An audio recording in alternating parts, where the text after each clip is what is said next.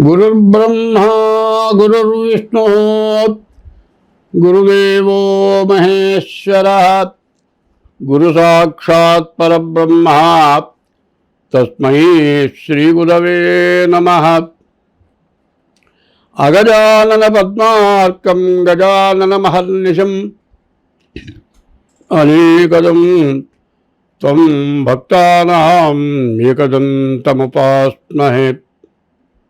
वंदे शंभुममापतिं सुतगुरुं वंदे जगत्कारणं वंदे पन्नगभूषणं मृगधरं वंदे पशूनां पतिं वंदे सूर्यशशाङ्कवह्निनयनं वंदे मुकुन्दप्रियं वंदे भक्तजनाश्रयं च वरदं वंदे शिवं शङ्करम्। या कुन्देन्दुतुषारहारधवला या शुभ्रवस्त्रान्विता या वीणा वरदण्डमण्डितकरा या श्वेतपद्मासना या ब्रह्माच्युतशङ्करप्रभृतिभिर्देवैः सदा पूजिता सा मां पातु सरस्वती भगवती भारती निःशेषजाड्यापहा। 1970 సంవత్సరం నా వివాహం జరిగింది. ఆ రోజు బంగారం ధర 70 రూపాయలు, తులం బంగారం ధర 70 రూపాయలు. అప్పుడు మొరార్జీ దేశాయ్ ప్రధానమంత్రి. అప్పుడు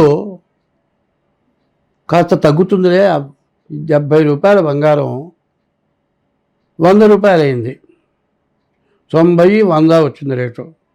అమ్మో ఇంత రేటు పెరిగింది, ధర ఎక్కిన తర్వాత బంగారం కొందామని ఏదో నా దగ్గర వచ్చిన డబ్బులు కానీ ఎవరిని చదివించిన డబ్బులు కానీ ఉన్నవి మొత్తం కలిపి ఏమి ఒట్టి మంగళసూత్రం కట్టా, ఒక గొలుసు కూడా కొనలే. వృధాగా డబ్బులు ఖర్చు పెట్టడం ఎందుకు, తగ్గుతుంది, తగ్గిన తర్వాత బంగారం కొందామని మొత్తం తీసుకెళ్ళి పోస్ట్ ఆఫీసులో వేశా. 100 దగ్గర నుంచి 120, 120 దగ్గర నుంచి 150, ఇక అక్కడి నుంచి ఇప్పుడు 1,00,000 రూపాయల వరకు వచ్చింది బంగారం. ఆ రోజు నుంచి ఈ రోజు వరకు పెరిగిన ధర ఎప్పుడన్నా తగ్గిందా? ఒకరోజు వచ్చిన ధర ఇవాళ 1,00,000 రూపాయలు ఉందండి, ఓ 4,000 తగ్గింది, 5,000 తగ్గింది.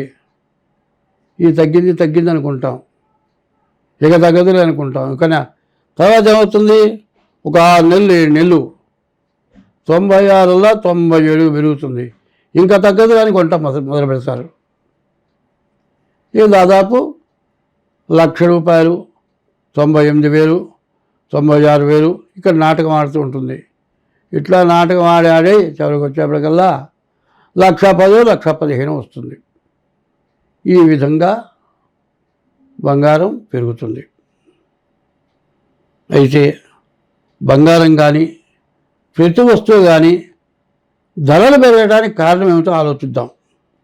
పంటలు పండేది ఒకటే, ఎప్పుడూ పంటలు ఒకటిగానే పండుతాయి. కొద్ది గొప్ప తేడా ఉంటుంది కానీ పంటలు బాగానే పండుతాయి. మన దేశంలో పండిన పంట ఇంకో దేశానికి పోతుంది, ఆ దేశంలో పండిన పంట మన దేశానికి వస్తుంది. తినటానికి దాకా ఎవరు ఇబ్బంది పట్టలేదు, పస్తులు పడుకోలేదు, మంచిని దాగి బతకటం లేదు. కానీ ప్రతి వస్తువు ధర పెరుగుతుంది. ముందు బంగారం ధర పెరుగుతుంది, బంగారం తర్వాత పెట్రోలు, డీజిలు, తర్వాత గ్యాసు, తర్వాత కరెంటు, ఇవి ఇంధనం అంటావు. ఈ ఇంధనం ఏం చేస్తుంది, ఒక ఊరి నుంచి ఇంకో ఊరికి హైదరాబాదులో పండిన పంట ఢిల్లీకి పోవాలండి, ఢిల్లీలో పండిన పంట హైదరాబాద్ రావాలి. రవాణా ఛార్జీలు పెరుగుతాయి. ఎందుకు, పెట్రోలు డీజిల్ వాటి ధర పెరిగింది కదా, ఆ ధర తినే ధాన్యం మీద పడుతుంది. ఈ ధాన్యంతో పాటు బంగారం కూడా పెరుగుతుంది. ఇట్లా పెరగటం తప్పితే తగ్గుతుంది అనే మాట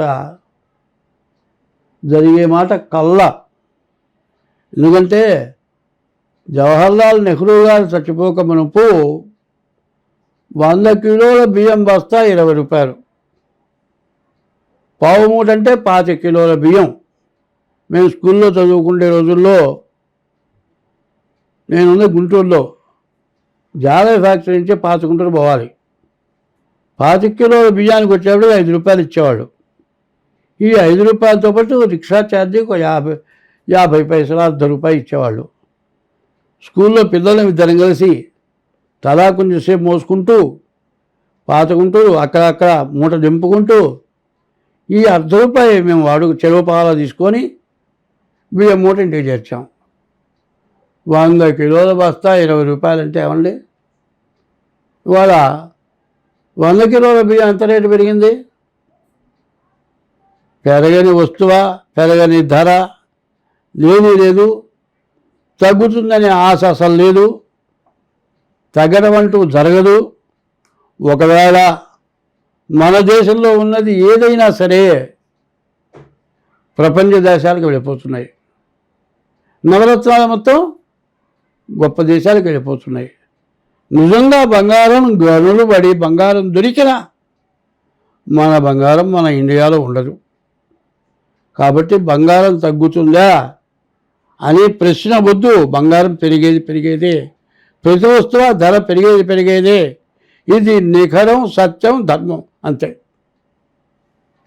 స్వస్తి.